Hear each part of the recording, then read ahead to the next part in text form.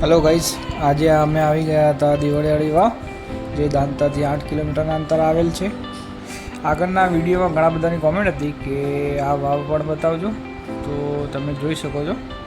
આ એનો આગળનો ભાગ છે જે રોડ પરથી દેખાય છે, અને અંદરથી તમને બતાવું નીચે જઈને. તો ચાલો, આ વાવ બતાવવાનું એક જ કારણ કે લોકો આવા જૂના સ્થાપત્યને જોવે અને નિહાળે. જોડે આવેલા સાથી મિત્ર કહે કે તમારા જોડે આવું તો કે મારે સારી એક્સરસાઇઝ પણ થઈ જાય છે.